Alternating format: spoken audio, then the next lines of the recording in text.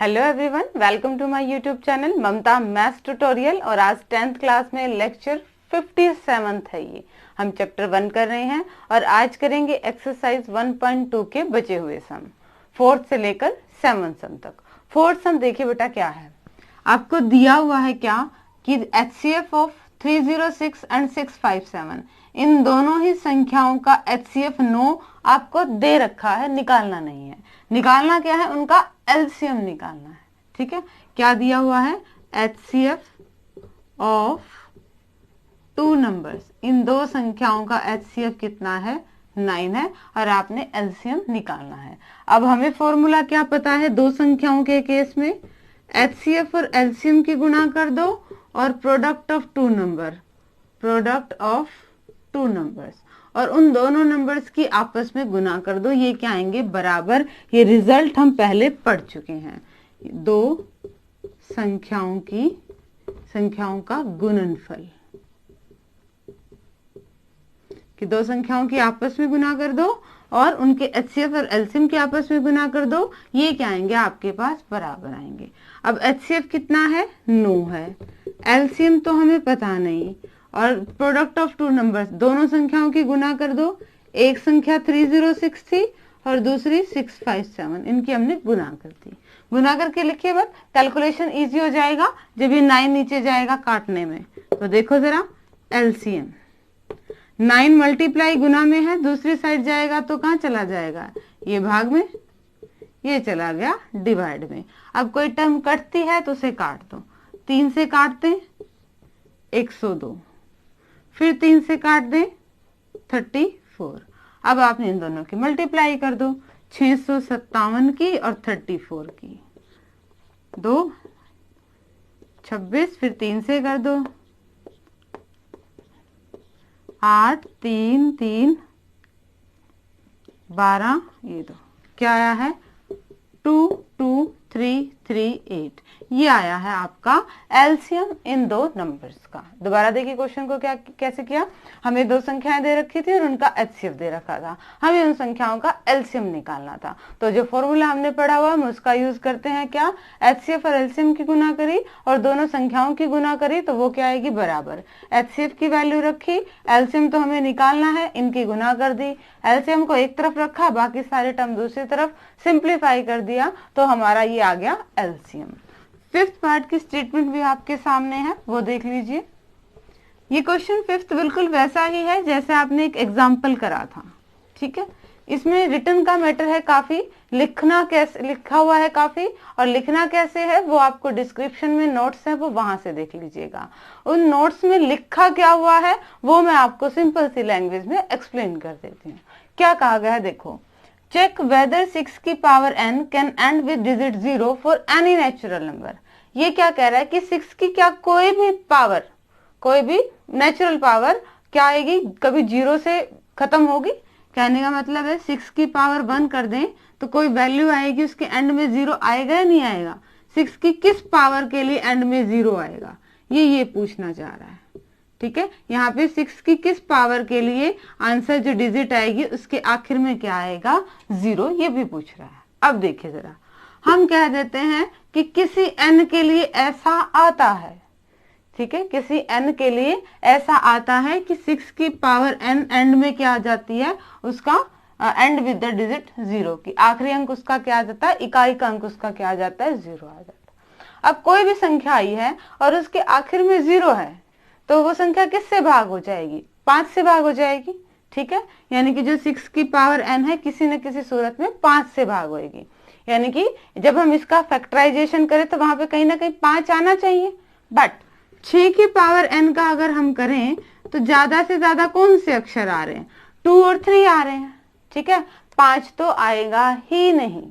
ठीक है, क्यों, क्योंकि हमारे जो हमने अर्थमेटिक की फंडामेंटल थ्योरम करी थी वो क्या कह रही है कि एक फैक्टराइजेशन यूनिक होता है, बस ज्यादा से ज्यादा 2 और 3 की जगह 3 और 2 हो सकता है, ऐसा नहीं है कि कोई और नंबर भी आ जाएगा। ठीक है, तो 6 की पावर n में 2 और 3 ही आ सकते हैं, 5 कहीं नहीं आएगा, और 5 नहीं आएगा मतलब ये संख्या किसी भी n के लिए लास्ट में 0 पर खत्म नहीं होगी, ये कहा गया है नोट्स में। ठीक है, क्या, दोबारा देखिए, क्या किसी प्राकृत संख्या n के लिए 6 की पावर n अंक 0 पर समाप्त होगी? कि whether 6 की power n can end with digit 0 for any natural number। हमने assume कर लिया कि let 6 की power n end with the digit 0 for any natural number। ठीक है, हमने मान लिया कि 6 की पावर n किसी n के लिए आखिर में अंक 0 पर खत्म हो जाएगी। इट मीन्स क्या होना चाहिए? 6 की power n is divisible by 5, ये 5 से भाग हो जाएगी। It means in the prime factorisation of 6 की power n there must be 5, कि 6 की पावर n का जब हम अभाज्य गुणनखंड करें तो वहां पे 5 आना चाहिए, बट यहाँ पे क्या आ रहा है? सिर्फ 2 और 3 आ रहा है, 5 आ ही नहीं सकता। हमने जो माना वो गलत माना है। हमने माना था कि ये 0 पर खत्म होगी, ये किसी भी n के लिए 0 पर खत्म नहीं होगी। ठीक है, ये क्वेश्चन नंबर 4th और 5th है। और अब देखते हैं हम आगे की क्वेश्चंस। 6 हम देखिए क्या है, आपको स्टेटमेंट दे रखी है क्या? 7 इंटू 11 इंटू 13 प्लस 13, 7 गुना 11 गुना 13 प्लस के 13, ये संख्या। और दूसरी संख्या क्या दी हुई है? 7 into 6 into 5 into 4 into 3 into 2 into 1, 7 गुना 6 गुना 5 गुना 4 गुना 3 गुना 2 गुना 1 प्लस 5, ये संख्या और ये संख्या। ये जो दो संख्याएं हैं ये आपकी कंपोजिट नंबर है, भाज्य संख्याएं हैं। क्यों है ये आपको बताना है। तो पहले हमें इसके डेफिनेशन पता होनी चाहिए। कंपोजिट नंबर, भाज्य संख्याएं क्या होती हैं? जो एक और खुद के अलावा किसी और नंबर से डिवाइड हो जाएं, चाहे किसी से भी डिवाइड हो जाएं। अब जैसे कि 4 आपके पास कंपोजिट नंबर है। क्यों? क्योंकि 1 और 4 के अलावा 2 से भी भाग हो रहा है ना। तो 4 आपका कैसा नंबर है? कंपोजिट नंबर है, भाज्य संख्या है। वैसे ही आपने इनको भी दिखाना है कि ये कैसी संख्याएं हैं, कंपोजिट संख्याएं हैं, भाज्य संख्याएं हैं। फर्स्ट हम लेते हैं 7 इंटू 11 इंटू 13 और प्लस का 13। एक टर्म ये है सारी गुना में और प्लस क्या है, तो दोनों में से कॉमन क्या आ सकता है? 13 हमें दिख रहा है, हमने कॉमन ले लिया।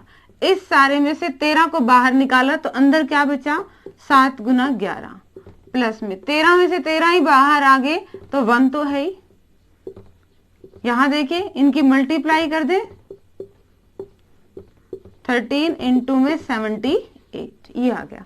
अब देखो ये संख्या जो भी आ जाए, हमें गुना करने की जरूरत नहीं है। ये संख्या जो भी आ जाए वो 1 से भाग जाएगी, वो खुद से भाग जाएगी और वो 13 से भी भाग जाएगी। 13 से तो जाएगी जाएगी ना, क्योंकि 13 गुना में है। ठीक है, तो हमें एक और खुद के अलावा एक और ऐसा नंबर मिल गया जिससे वो भाग होगी। ज्यादा भी हैं पर हमें एक जैसा चाहिए, तो वो क्या आ गया आपके पास? 13। तो ये आपके पास कैसी संख्या होगी? भाज्य संख्या होगी। दोबारा देखिए, हमने सिर्फ इसको सिंप्लीफाई किया है। 13 हमें दिखा, 2 टर्म्स हैं, दोनों में 13 है, 13 को कॉमन ले लिया, रिमेनिंग को सोल्व कर दिया। ठीक है, अब जो भी आंसर आएगा आप देखिए वो एक और खुद के अलावा 13 से भी भाग होगा, इसलिए ये संख्या कैसी है? कंपोजिट नंबर है, भाज्य संख्या है। सेकंड पार्ट में भी यही है। 7 into 6 into 5 into 4 into 3 into 2 into 1 plus में 5 है, तो मैं 5 ही कॉमन ले लूं, अंदर क्या बचेगा? 7 इंटू 6 इंटू 4 इंटू 3 इंटू में 2 इंटू 1 प्लस में 1, 5। इनकी मल्टीप्लाई कर दे, 7 6 42 और 4 3 12 24, ऐसे मल्टीप्लाई। ये आपके पास आ गया है 1008 प्लस में 1, तो क्या जाएगा? 5 इंटू 1009। आंसर कुछ भी हो, वो एक और खुद के अलावा 5 से भी भाग हो गया, तो ये कैसी संख्या होगी आपके पास? Composite number. लिखना कैसे है वो मैटर सारा आपको डिस्क्रिप्शन में लिंक है, वहां पे मिलेगा। ठीक है, कहा क्या गया है वो आपको आसान से शब्दों में एक्सप्लेन कर दिया। दोबारा देखिए, इस टर्म को सिंप्लीफाई करते हुए हम यहाँ तक पहुंच गए। अब देखिए जो भी नंबर आएगा वो 1 से भाग होगा, वो खुद से भी भाग होगा और वो 5 से भी भाग हो गया। तो ये किसकी डेफिनेशन है? ये कंपोजिट नंबर की है, इसलिए ये संख्या कैसी है? आपकी भाज्य संख्या है। ठीक है, ये 6 क्वेश्चन था। 7th की स्टेटमेंट बहुत बड़ी है, मैंने कंप्लीट स्टेटमेंट नहीं लिखी है, बट वो कह क्या रहा है क्वेश्चन में वो देखिए। एक राउंड सर्कुलर पाथ है, ठीक है। सोनिया क्या करती है, यहां से मान लो स्टार्ट होती है तो पूरा चक्कर लगाने में उसे 18 मिनट लगते हैं, ठीक है। रवि को चक्कर लगाने में 12 मिनट लगते हैं।